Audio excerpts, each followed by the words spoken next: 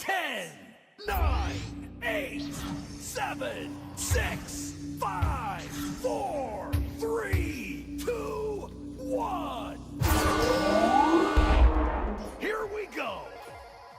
Hey everyone, it's your friendly neighborhood Lambermang here. Welcome to the very first Mega Play. Now, what is Mega Play, you ask?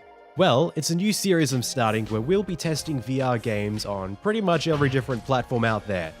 I'm going to give a little bit of a comprehensive review on how well they work on different platforms. Now, each platform has its own sets of pros and cons and limitations, be it Rift with its default front-facing setup, or Windows Mixed Reality with its limited hand tracking space. So this series I hope will be a good comparison of how all the different platforms stack up against each other. So for the first Mega Play, we are going to be playing Echo Arena. For those of you not familiar with the game, it is a zero-gravity sport-type game where you fly around this pretty cool sci-fi arena, try to throw a disc into a goal.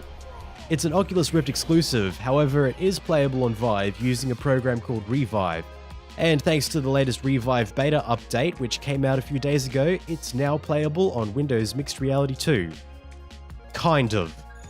There are a few fundamental issues with playing on Windows Mixed Reality which really affect your ability to play the game.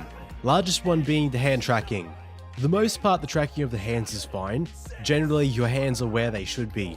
However, if you've seen the recent video of Gorn that I've done, you'll know that the controllers don't handle flicking too well, which becomes readily apparent when flicking is a very important part of throwing.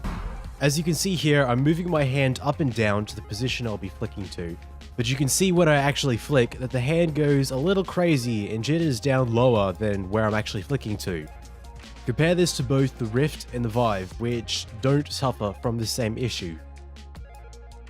There are two factors that I suspect are contributing to this flicker. The first being that the tracking rings are held to the body of the controller by one slightly flimsy piece of plastic. When you flick your hand really hard, the ring wobbles, and because that's all the system has to track the hands by, it thinks the whole controller is wobbling. The second factor is just a limitation of optical-based tracking, which doesn't always handle super fast movements well. What this means is that throwing the disc is very awkward. When I release my throw, instead of the disc traveling in the direction I'm throwing at, it'll travel off to the side due to the wild flicking inaccuracies. At the moment that I release the grip button, because it's kind of whacked out and it thinks my hand is further away than it really is, it means my disc ends off going off in that weird direction. So if you want to be able to throw accurately, you'll need to be careful of rotating your hand during the throw. Keeping your hand orientation stable during a throw means that it'll travel in the rough direction of your throw. But it is awkward and does limit the kind of quick reflexive throws you can do. It can be done, it's just far from ideal. If you really want to be able to throw well in this game, you have to do sort of more of a jabbing or a pushing style motion. Try not to rotate the controller all that much, just sort of push and let go in the direction you want it to go. Now the game does have a sort of throwing compensation to deal with this sort of situation on the Rift, as while the controllers don't jitter anywhere near as bad as the Windows Mixed Reality ones, you still need to do some work to smooth out your hand rotation values, so that you can get an accurate throw. And while this compensation is great for the Rift and the Vive, it just doesn't really work with the more exaggerated values that the Windows Mixed Reality controllers give off. As an aside, let's contrast that with the throwing compensation in Job Simulator. Here I am playing in Windows Mixed Reality, and I'm able to hit that poor reception droid with relatively good accuracy. No wild missing like in Echo Arena, so it is possible to do throwing on these controllers. You just need a good compensation algorithm. A similar effect is seen when climbing around the environment and throwing yourself off of obstacles. The same type of throwing motion is used, so you'll often end up flying off in a little bit of a different direction than you expected. Same solution applies to this as with throwing. Try to limit the amount of rotation of your hand and you'll do fine. It's awkward, but I did find it a bit easier to adjust to that than with the throwing. Thankfully though, climbing is not the main way you'll be moving around in this game. That's what the hand jets are for. To use them, you'll point in the direction that you want to fly and hold down the jet buttons. Now, this only uses the orientation of the controllers, it doesn't require the position. So when playing on Windows Mixed Reality, your hands will often be outside the tracking field of view. But when that happens, the controllers only lose their positional tracking, not their orientation tracking. So while it may not know where your hands are, it will know which direction you want to go, so you won't have any issues with flying there. When it comes to input, each platform has its own sets of pros and cons. When playing on the Vive or Windows Mixed Reality, one of the first things that you'll want to do is to turn the yaw rotation off, here under the settings. On the Rift controller, you have a thumbstick plus 2 buttons for input. However, on the Vive and on Windows Mixed Reality, you only have a touchpad, plus a thumbstick on the Windows side. But what this means is that when emulating Rift games, both the thumbstick and the buttons have to be mapped to the same touchpad. This works firstly by turning the thumbstick into a kind of D-pad. 2 directions are mapped to the 2 different buttons. It's down and right on one hand, down and left on the other, and then the other 2 directions are mapped to the thumbstick down button. But then to activate the thumbstick input itself, you have to touch the touchpad with your thumb, and then start sliding your thumb around. And once it starts sliding around, that's when it'll turn the touchpad into a thumbstick. This can be a problem at times because sometimes when you go to press a button, you'll accidentally do a swipe and activate the thumbstick, and then all of a sudden you're unexpectedly turning around. But due to the room scale, 360 nature of both the Vive and Windows Mixed Reality, you can turn off that yaw rotation setting, and that way you'll never accidentally turn yourself around. If you do find yourself in a front-facing setup on either of those systems, or you just want to avoid getting tangled in the cables, I would say that Windows Mixed Reality is a little bit better equipped to handle it than the Vive. In the Revive settings, you can change the dead zone for the thumbstick mapping activation, helping to remove some of the accidental swipes and greatly improving the feature on Vive. I don't find it as good as turning with the thumbstick on the Rift though, as I find it a lot quicker to move the thumbstick than to do a swipe on the touchpad, meaning I can turn around a lot faster. The snap angle of turning is a bit small, meaning it takes quite a few snaps to do a full 180, which is something you'll find yourself doing frequently. Unfortunately, you can't adjust the angle of the snap rotation, meaning you're just stuck doing a lot of swipes on the Vive. Now this is where the decision to include both a touchpad and a thumbstick on the Windows Mixed Reality controllers really shines. The thumbstick on those map directly to the Rift's thumbsticks, meaning you can do quicker snap turns than swiping on the touchpad.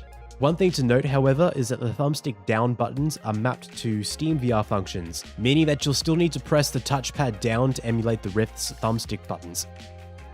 I will say that playing with a front-facing setup does feel like a massive downgrade from proper room scale.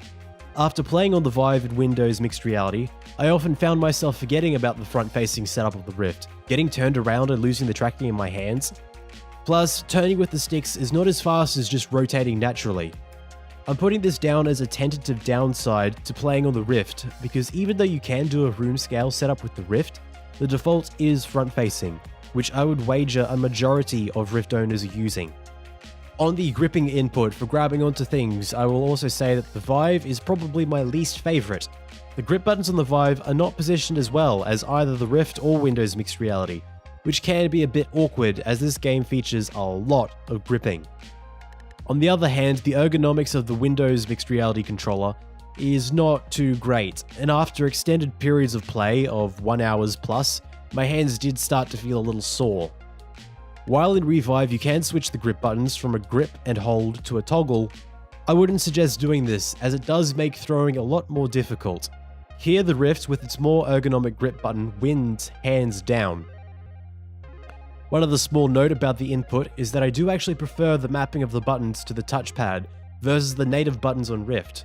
For most of the gameplay, I found that I was pretty constantly holding down the jet buttons, but also often making use of the boost mapped to the thumbstick button.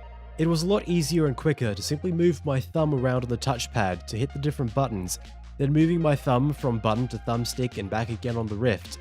A small complaint, but it was a little bit of annoyance after playing on Vive and Windows Mixed Reality. The last major difference between the systems to talk about here is the screens. There's not too much to talk about here though. The game is not small detail heavy, so while the increased resolution of the Windows Mixed Reality headsets is nice, it doesn't offer any sort of benefit to gameplay. The lower field of view is a bit of a downside though. While not having too great an effect on the gameplay, there are 2 issues with the field of view. You see that little bit of text down the bottom showing your speed? You can't see that in the Windows headset. It's at the edge of your screen and it's blurry and pretty much unreadable. It's easily ignorable though, it's not something essential to the gameplay. Maybe higher, more esports level players find it necessary, so if that's you, it's something you should probably be aware of. I imagine there would also be a slight competitive advantage to having a higher field of view, being more aware of what's going on around you, but I feel as though it's one of those things you wouldn't miss unless you were a really high level player. The Samsung Odyssey has a similar field of view to both the Rift and the Vive anyway, so if that is important to you, I would suggest going with one of those headsets. All in all, for a Rift exclusive game, it works pretty well on non-Rift platforms. I have a hard time recommending playing on Windows Mixed Reality though, due to the throwing issues. Unfortunately, because the game is supposed to be a Rift exclusive, I doubt we'll ever see an update to the algorithm to better support those controllers. Again, you can get used to it, and I did win quite a few matches while playing, but on the Rift and the Vive it is a whole lot better. On the Vive, I would suggest making the few tweaks I suggested, mainly disabling the yaw rotation. Once you've done that, you have an experience I would say is just a little bit better than the out-of-the-box Rift setup, mainly because of room scale. And if you are on a Rift, if you don't have a room scale setup, I would suggest you invest in one.